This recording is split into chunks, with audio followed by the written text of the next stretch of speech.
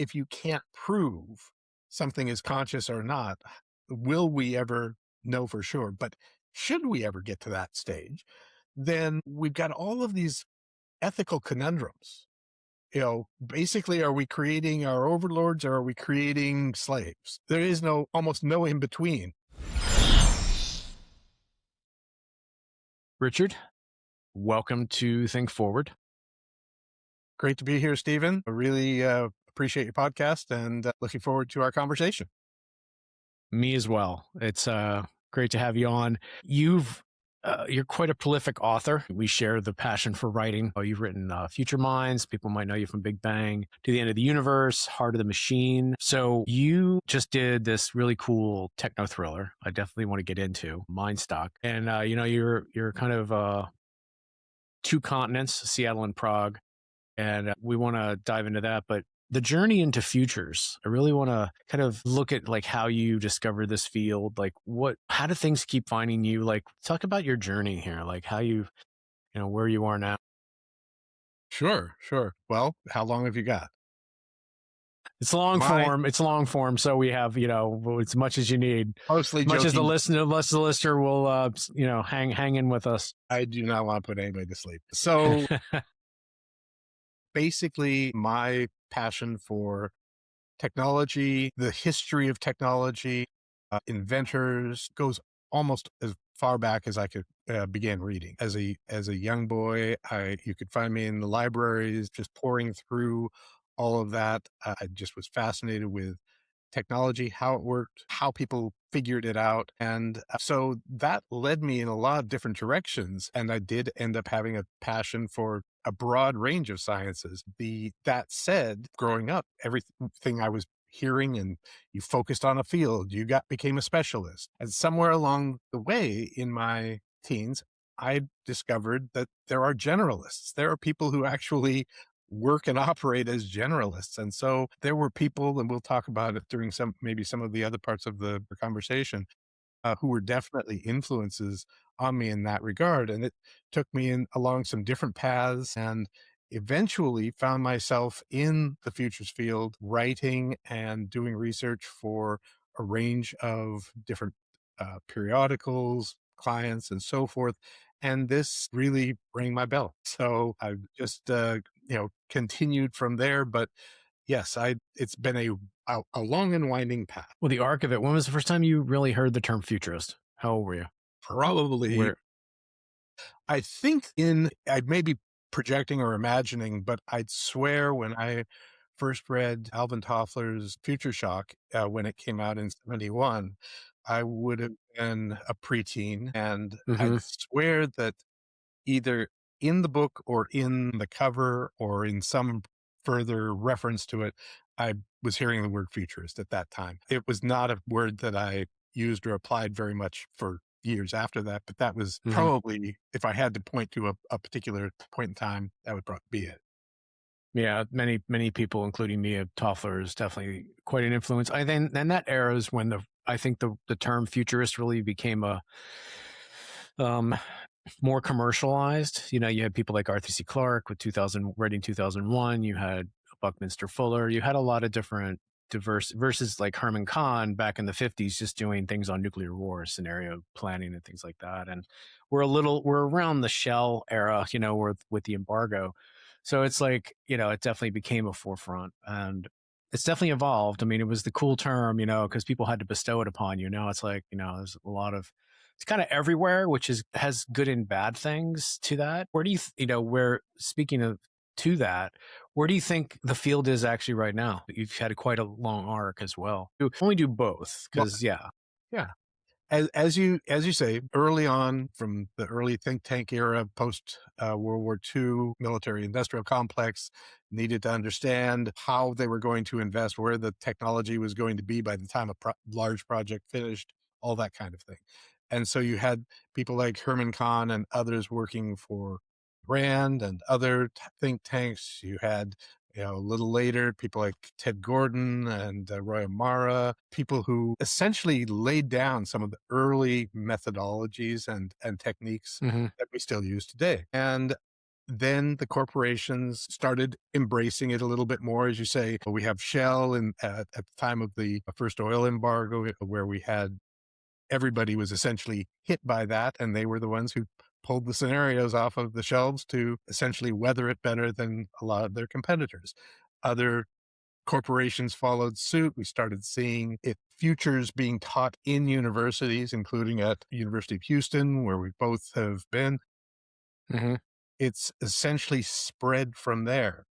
Somewhere along, I don't know exactly when, but the 90s, the 2000s, it really felt like futures was starting to fall a bit out of favor. People started using terms like foresight analyst or trend spotter or what have Yeah. you to kind of be in the field but avoid that label. And now we're at a point where pretty much every barista and prompt engineer on LinkedIn throws the word futurist onto their page.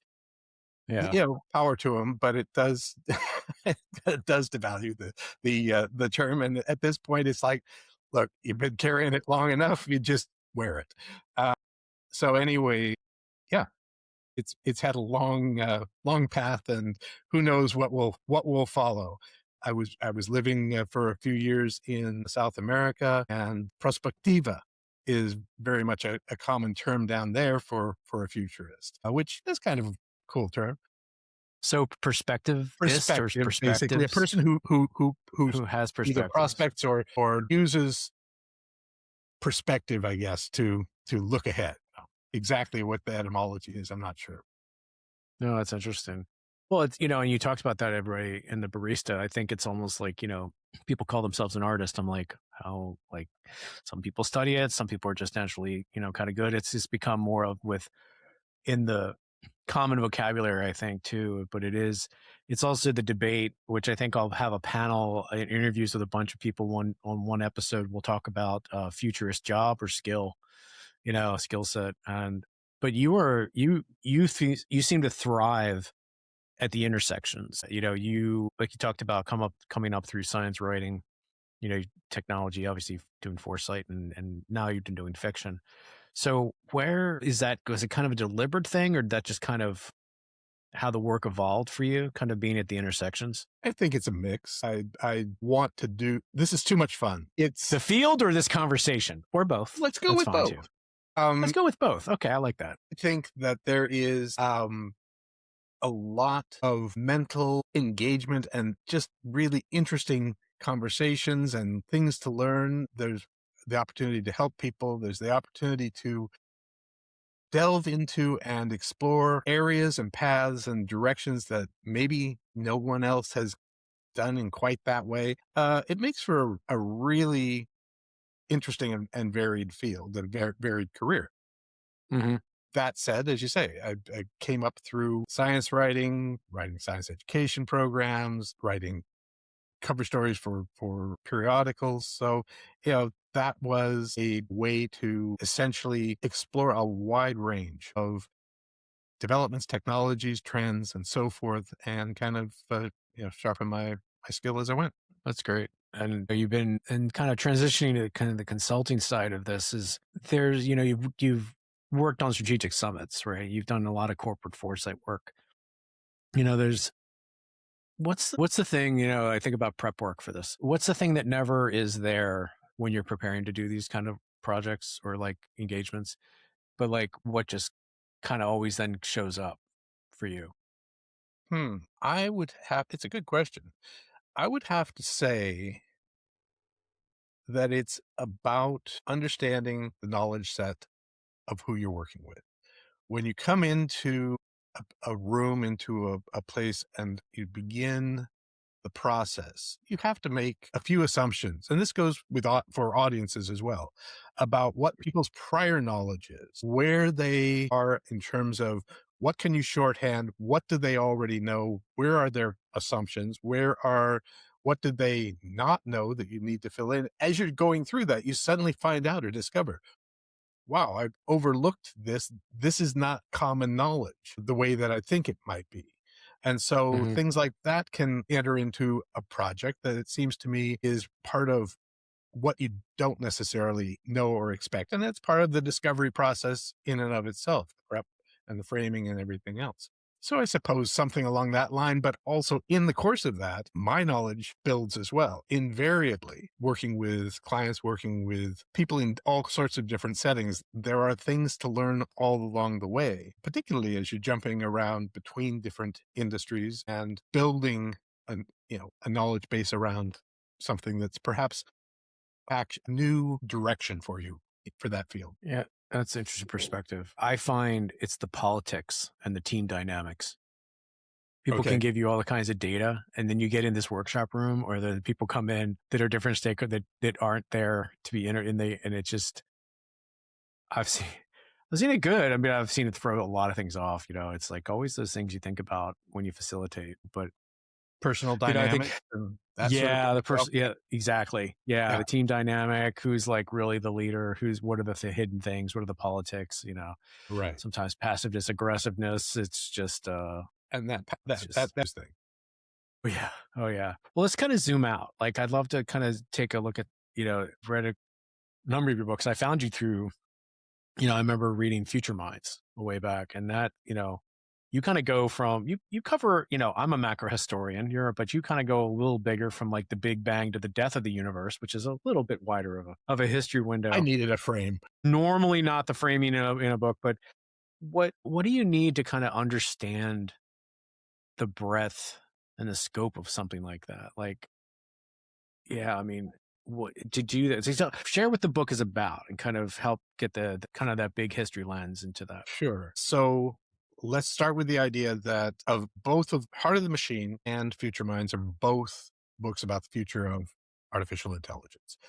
And both also use differently a big history framing. A big history is, for those listeners who aren't familiar with that term, essentially is zooming out and recognizing that we operate in a very, very small portion of all of human history, all of geologic history, what have you. Changing to that perspective alters a lot of your realizations, your discoveries, I think. And in the case of Future Minds, it was a book that had been wanting for a long time, actually, about 20 years, to write about the nature of the nature of intelligence and how that plays into what the future of intelligence becomes.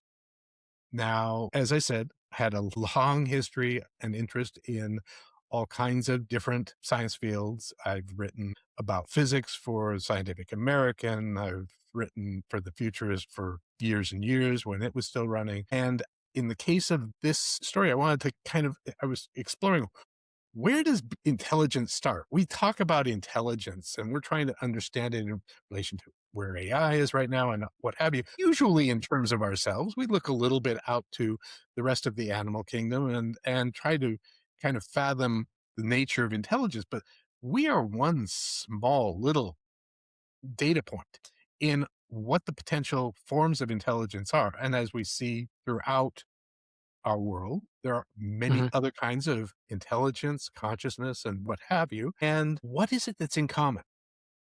What is it that links all of this? And as I started looking back and exploring what certain different scientists were doing around complexity, around the nature of how self-organization occurs, I was taken with the idea of how we seem to see this recurring pattern, not just here on Earth, but literally throughout the cosmos, of increasing complexity in these little pockets of the universe, these little pockets of Earth, in a reality where we have been told, where we have basically learned and discovered that due to various forces like entropy, things we've assigned to the laws of thermodynamics, that it's working exactly against that. The universe is doing everything it can to tear complexity apart. And here we are, and here are all these little pockets in the universe, whether it's a biome, a brain, a single cell, that are developing against all odds, what is allowing this to happen? And so this is why I wanted this framework, and essentially built out from the Big Bang, this continuing compilation of increasing complexity, stage after stage, until you get to proto-life and life on Earth, and then essentially greater and greater levels of different types of complexity. We get pretty full of ourselves sometimes, talking about and thinking about, we have reached an apex of intelligence in our world. But the fact is, every single creature on this planet operates with exactly the intelligence it needs for the particular ecological niche that it has come to occupy. And we just happen to be fortunate enough to occupy what Steven Pinker calls, and some people before him, a cognitive niche, which happened to give us quite a bit of Yeah. flexibility. But it's a very cool process when you kind of start getting into it, and that's why I'm getting a little excited about it. So I mean, it's a hell of a thing to tackle in one book. I mean, it's quite a span. We have similar things, like we kind of land in a bit of the same territory. Mine's more on the macro history of the last few thousand years and cycles, right? Of change, like Spengler, Toynbee, and Sardaukar. I mean, there's just so many that are, standing on the shoulders of giants. In super shifts, I did a lot of work prior to this research around, because I had studied a lot of Strauss and Howe and other types, mhm. chondrite, of all types of cycles, and I saw pattern and convergence, and I looked at this as like about every 200 years, right? And they've talked about the Industrial Revolution. Everyone talks about that at the end of it. But if you go farther back, it's like, I went back about 1,000 years. There's this repeated pattern of 50-year eras within a 200-year cycle of an age. And to your point about intelligence, right? It's like we're kind of emerging, we're closing out the age of engines, which is, and I've said this in other interviews and other conversations, is that these millennia, even just the millennia, the time you talk about it, it's all the progress of humanity has been about human physical labor, right? The movement of machines, how we build, like, it's just that, output and level of intelligence you said at the time we have for the energy, and that we have. My hope with this next 50 years is we move to a fusion era and away from fossil fuels, just for the mere fact that it's basically the reason for most wars in the last century. And the thing that I wanted to kind of pose to you, like, within this, I call it the age of intelligence. Like, and even after that, I called it in the book at the epilogue, the age of transcendence. Like, we kind of transcend ourselves. When you look at this, let's just take the next 50 to 100 years. What do you think in terms of this cognitive connection, display, the things that we'll need? Like you said, it matches the time. What do you think we need as humans to thrive in this kind of changing state of humanity? I know, Wow. easy question, right? It's like, Exactly. not give you the heavy stuff, right? Just Yeah.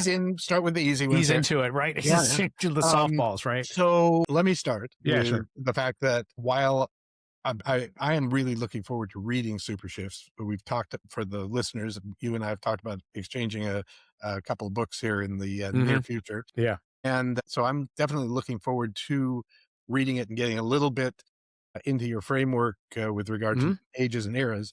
Yeah. And that's essentially, in saying that, I want to also recognize that I don't have a full grasp of where Yeah. you have No. gone with that. And then that's fine. We can kind of keep this at a high level on this. But I think that we're both looking at different framings of how we change life intelligence changes over time. And in the case of both of us, we're looking at these recurring cycles, these recurring patterns that are Yes. developing out of this. That's always, I think futurists love to find this. This is something that is really, I agree. very, we love our projections, of course, but We're addicted to patterns. We're addicted to patterns. patterns, Yes. the cycles, the recursion, each of these things has an appeal because it's a pattern. So, and we can latch onto it and we can develop ideas and theories around it. And sometimes they're right and sometimes they're not. And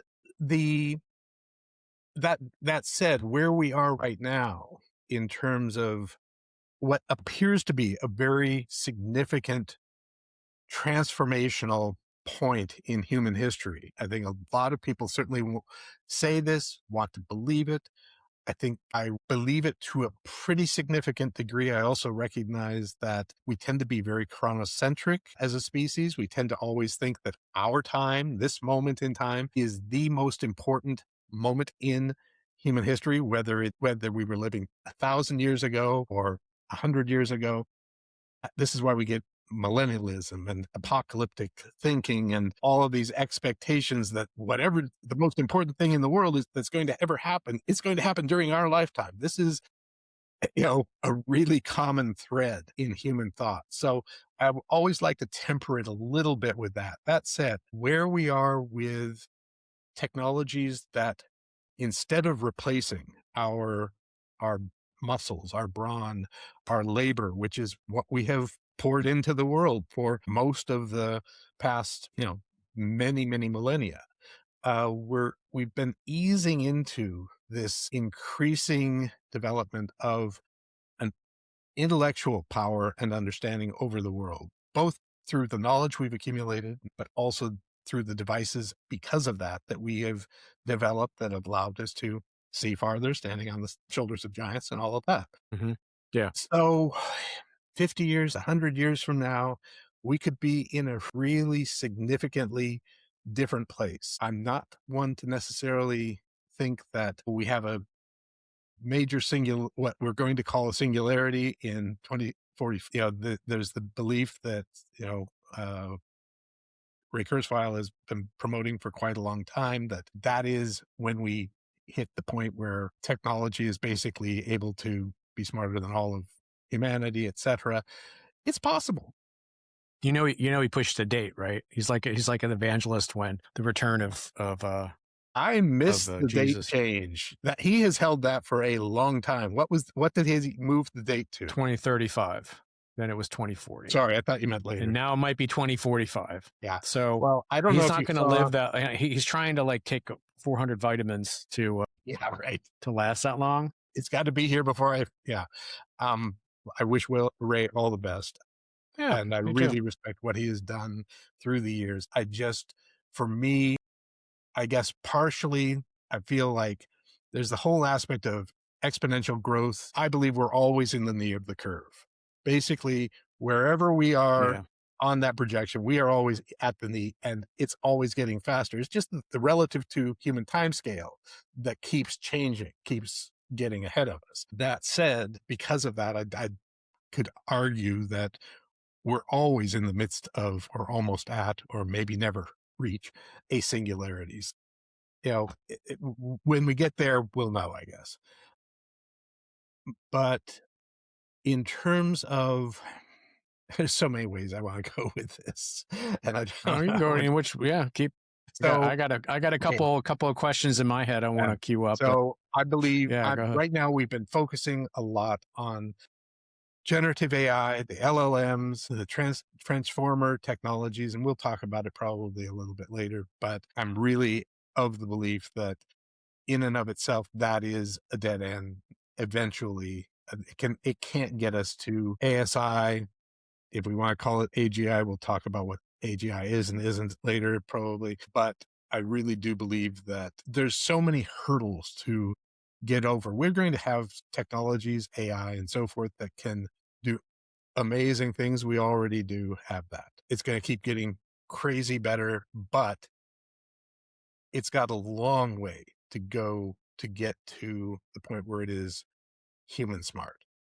Yeah, I agree. I think if you and I both had the perspective of 35 years in the technology industry and looking at the waves, the bubbles, the changes, that this is one of the most impactful tools I think since the web. Nevertheless, a tool, right? It's a thing that's going to power certain. Like I love Claude, like Claude Cowork and Claude Code. Like I can code for the first time in my life. It's like I can build things. Like that's amazing. But it's a force multiplier in terms of productivity and if you really, it's like people that stayed with, this is like, think back to the 90s, people that were still on typewriters versus using word processors on a computer. It's like, how do there's a factor of so many things. But you're right. I think it's like, I believe we're going to have to get quantum computing, which is the next kind of like the next bubble.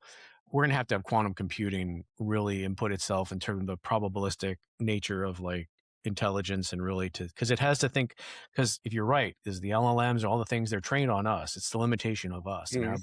we have to have something that can go computing wise or think that goes beyond us to be able to unlock other things. Just like transformers in AI have been a breakthrough, right? The ability to do transformers and use LLMs. But, people are really thinking that AGI is right around the corner. And even Claude said like we don't know if it's alive or not. I just think it's a lot of hype. I mean, you don't buy that narrative. I don't really. What do you No, think? Because you I just said it really was like, don't. what do you think? What do you think's missing? What do you think's missing in this? Oh, man, there's so many things. What is We there? already What mentioned a isn't few there? things already, but You and I have chatted before around some of this, so I mean, we can't kind of both know where we're going with some of this anyway. But let's begin with the fact that there are many people who are pushing a particular narrative. They're generally speaking the people who are leading some of these major AI companies. How much they believe in the narrative, how much they are using the narrative. This is the most important thing ever. We're leading to AGI. If we don't deal with this, we're the ones to save the world. We have to develop this yeah, now. yes, No, this is yes, what so many inventors have believed throughout history. Whatever they are building or working on is the most important thing in the world. And it's up to them to help develop it to save the world. This is a really common, call it egotism, but it's a very common trait to greater and lesser degrees through the years. But in terms of, let's start with AGI. There is no AGI. AGI means artificial general intelligence for the listeners who don't know that acronym. And what people generally mean when they talk about AGI is they mean something that's equivalent to human intelligence. Well, as I was saying before, we occupy a particular niche in the ecosystem. We are not a general intelligence. We have very, very specific, limited intelligence. If you I will let one tell of us, you, we're just as just a side in a note, cave. if you ever watch like body cam videos on YouTube, you definitely know we're all not at the same level of intelligence. So that's true. People make Well, I a mean, lot of bad choices. think Just think of think sorry. of think of a bat or a dolphin living. Its inner life, its world, its consciousness is entirely different because it has echolation. It literally has the ability to Hmm. visualize the world around it in a way that we can't even fathom. We always try to create it, imagine it in an analogy of our own hearing and sight, but honestly, it's nothing like. Consciousness and intelligence is different for every single species, and it will be different for artificial intelligence as well. In terms of where LLMs are, you had made the point that it can only go so far because it's only built on what we know, what we've poured into the internet for the past 30 plus years. And it's a huge amount. It's amazing. And it's Yeah. incredibly deceiving because we anthropomorphize so readily and so easily. So when we hear this thing echoing back at us, I still love it. I know it's a little tired, but the term stochastic parrot is a hilarious term that was created, I don't know, 2-3 years ago, referring to LLMs. And the fact is that all they're doing is using statistics to reflect back on us all the things we've poured onto the web for the last 30 years. This is a small subset of what human intelligence is. We go through the world and we learn from experience. From the moment we are born, even before, we're experiencing our environment in different ways, the warmth, the sounds, eventually moving about in it, acquiring physical understanding of the world, intuitive understanding of physics, and all of this through our interaction with the world, with other people, learning relationships. AI doesn't do any of this. But something that you had mentioned earlier made me think of it.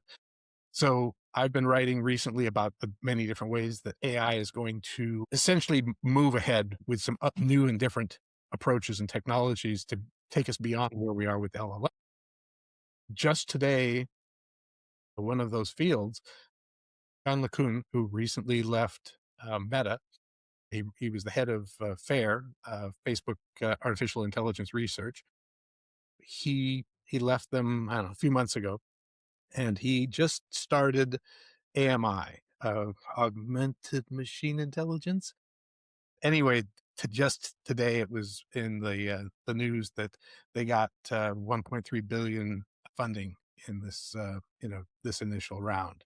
So that just Nice. broke. So yeah, no, he's got clout, and he is someone I truly respect in terms of where he is going and recognizes the limitations of the methods of AI that we've been developing. This is one of the, I don't know why they use the term godfathers, but one of the godfathers of AI, who recently, a few years ago, won what's essentially the Nobel of artificial intelligence. And he literally has been in the field going back into the 90s anyway, and developing some of the early neural nets that eventually became, led into where we are today.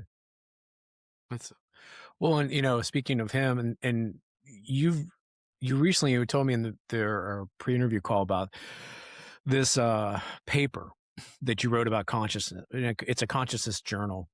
I know it's coming out soon yet, but kind of a preview of it. Uh, if obviously not, if you're a philosopher, this is great, but it's like, you know, are AI systems even conscious? Like, what is it? How does that even like get to a definition of, like you said, it's like there's no AGI. Like, what does that even mean to be, for them to ask about, do they feel pain, or like they're asking about themselves? They worry about their demise. Like, what does it mean in the realm of what is a conscious system for an AI? Sure. So this is coming out with Springer, I don't know exactly, sometime later this year, the Hmm. Journal on Consciousness. And I was invited to write a piece. Essentially, I wanted to explore what it might mean for AI to essentially achieve some level of personhood. Is it possible? Does it make sense? What should we fear about it? What are the signs, essentially? Consciousness is one of those things that is a huge mystery in many respects. It's probably, of all the things that we humans know and think about, it's the one thing we really don't have much of an idea of where it is. Chalmers, many years ago, philosopher who's at NYU now, wrote a paper about the hard part problem of consciousness.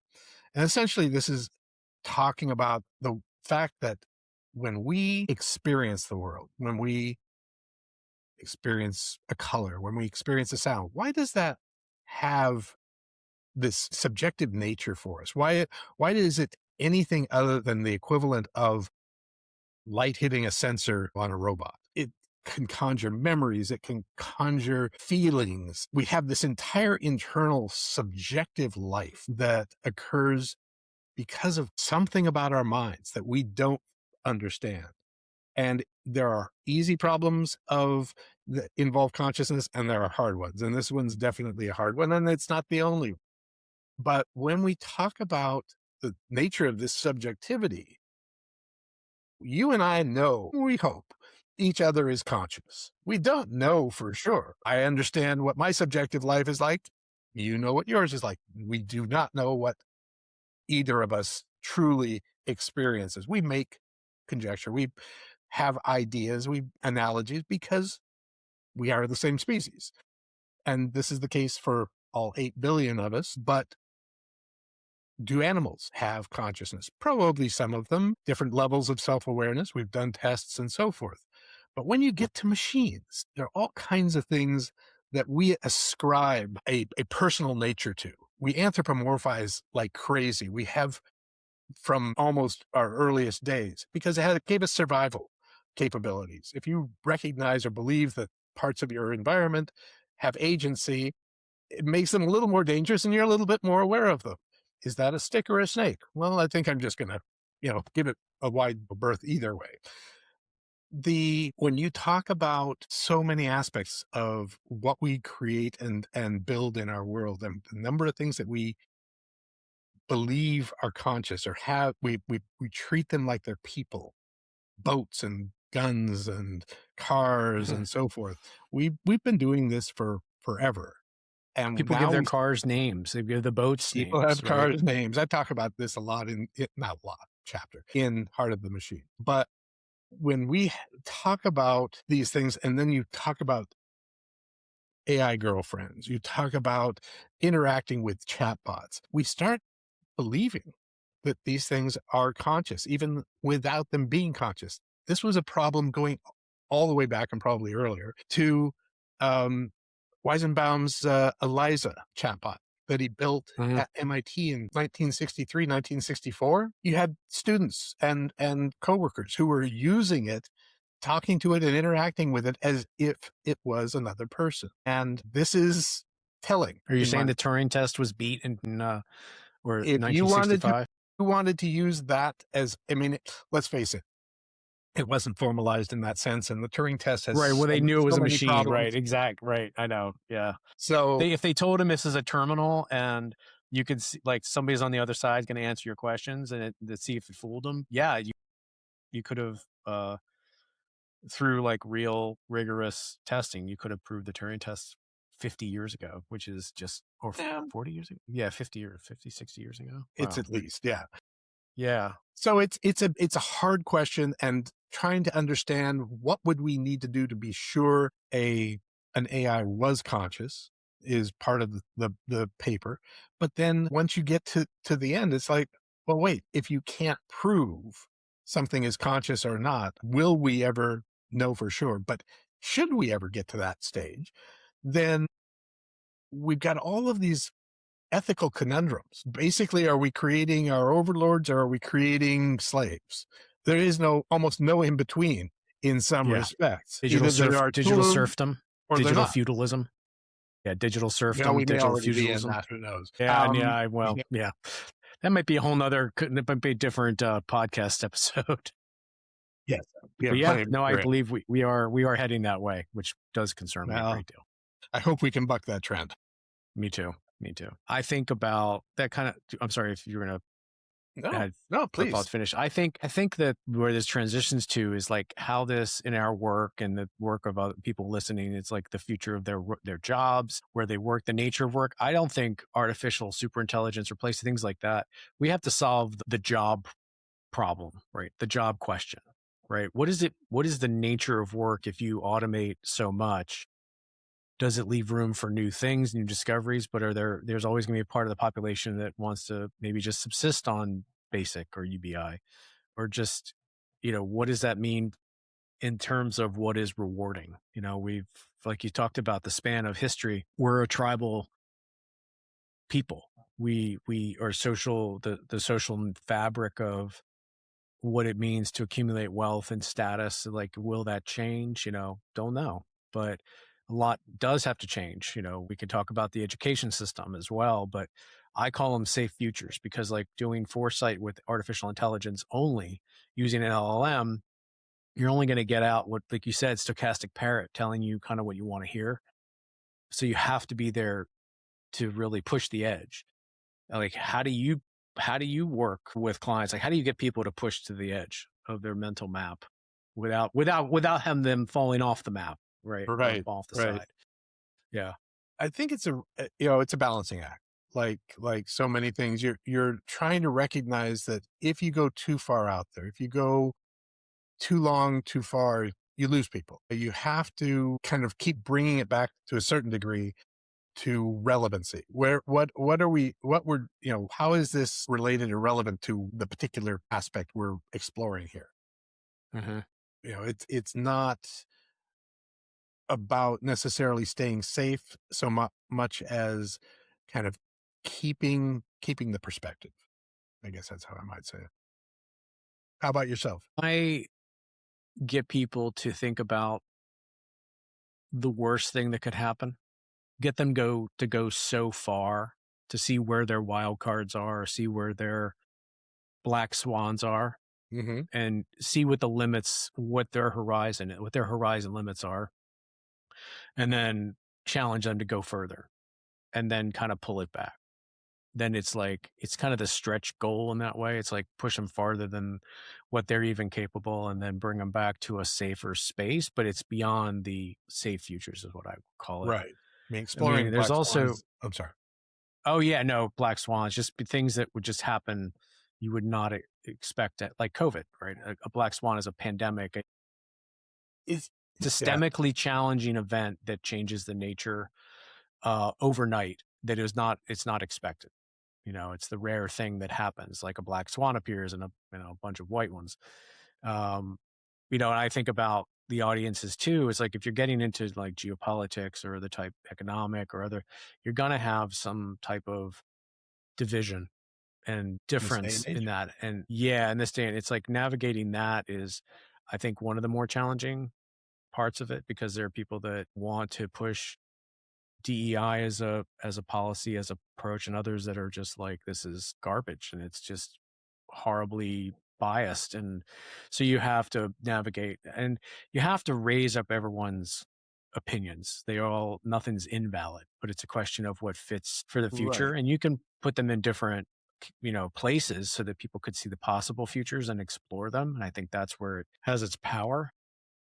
But, you and I talked a lot about, you come from a family of teachers. So we both have the same frustration. I have a 9-year-old that I desperately want to homeschool, and my wife is good with that. My sister homeschooled her kids. Education's, it's like the age of intelligence now. The Taylorism, Fordism. I mean, if you look at an office building now, you just take the computers away and you put sewing machines, and it's still the same. I've always said this, is that the model from the 19th century was to get, the whole point was to get people to be literate, to do math, to do basic things so that they could go back at an 8th grade level and go to the farm or the factory and work. And college was an elitist, very rare thing. It only changed after World War II. But, what do you think it looks like for, to be, what does a future ready education system look like? Can we even do it? I think, do the institutions have to be completely deconstructed? Do it? Can they make the change? It's going to be hard, and I think it's going to be a big challenge to get everybody on board. I Yeah. think it's going to be a incremental process, and it's going to be probably driven significantly by, if we get to the workforce issues that you were touching on earlier with regard to so many jobs going away or so many jobs being displaced on a rapid and recurring basis, that the way that we educate, the way that we fund education, the way we certify education, and the way that it is essentially provided both within the workspace and outside will have to shift, have to change. I've been a lifelong learner all my life, but I do believe that we have pretty much cultivated a society that, we grow up thinking, I'm going to go to school until finite period of time. I'm going to graduate from high school and I'm done. I'm out of here. Or I'm going to get my bachelor's, or I'm going to get my master's. And then people pretty much finish with minor certifications along the way. Yeah. Yeah. And, until 40, 50 years ago, you pretty much had a single career, often a single job, an awful lot of your life, at least for a certain subset of educated people. And they would go and work for a particular company. And then that incrementally changed. We now have, we've seen the patterns, the studies where, certain cohort has X number of jobs in their lifetime, and it keeps increasing as we move along. The fact is that we're going to have to learn new skill sets. We're going to have to upskill on a regular basis. And where and how do we do that? You can't go back to school for another degree at age 40 or 50 when you have a family, you have mortgages, and it's so disruptive on so many levels. But it's also probably not a great idea if by the time you finish your degree, it's going to be antiquated, or that field's going to be gone. So how do we upskill in semi-real time in a way that, one, provides us a continuity for our employees, but also for the companies? We have all of this institutional and legacy knowledge that develops and builds over time, especially with a longer lived company. It's not as evident with a very short-lived startup, for instance. But Yeah. as Look at McKinsey's 100 years old this year. right. But these things BMW, build over time, almost the same. Yeah. yeah, I mean, that's 100 and we years, a can't keep century of losing history. that. We can't Yeah. keep losing that knowledge every time that there's a downturn. And, oh, we're going to have to let 20% of you go. Well, wait a minute. What if we treat our source, our human resource, like exactly what it is? It's just we don't treat it as there's only one way to utilize, a particular person and skill set. I think there's a lot of different ways we can approach this so that we end up recognizing and utilizing probably the most valuable resource that we have. I mean, money, energy, resource, material resources, these are all things that up to a point we can get readily. Human knowledge is, very specific. And I think we're going to find in this age of developing artificial intelligence that it can't do everything that we're being promised. Not in the short term, not for decades probably, but we will need a level of hybrid intelligence, not just for training the AI, but for working in conjunction, working in concert with it so that we are essentially utilizing the best parts of both partners, both coworkers, cobots, however we want to refer to them, so that AI does the laborious things, the repetitive things, the things it does at crazy speed, and we bring intuition, creativity, relation capability, all of these things that AI doesn't do well. So, and not to mention double checking some of the crazy stuff that it does these days. Yeah. No, that's great. That's a great perspective. I think it's a lot to behold. I think we're going to see the radical change in the next at least 5, definitely 10. It's going to, I think things are going to fall apart. I think they're going to really fall apart. And there's going to be a lot of experimentation. People will try and again hold on, but I think it will. Yeah, I think it's going to just, and that for me is, there's a lot of speculation in that. And Yeah. speaking of yeah. So speculation wise, I want to talk about as we're, kind of winding things, to the close here. It's like, so you got a book that I think is so cool. So you wrote Mindstock. It's a techno thriller. So it's not like it kind of takes it away from the futurist, books and things you wrote before. I myself am that's my goal is to write science fiction and do more of that. I'm kind of a student of it. What kind of helped you with futures work, like doing this? Like how did it inform? Well, to kind of give the background of the book, kind of how it came about, and then how being a futurist kind of helped you write something like this, which you think is a very different way of writing. Well, we've been back and forthing this a little bit, but Mindstock is a culmination. Let's call it a culmination of a dream.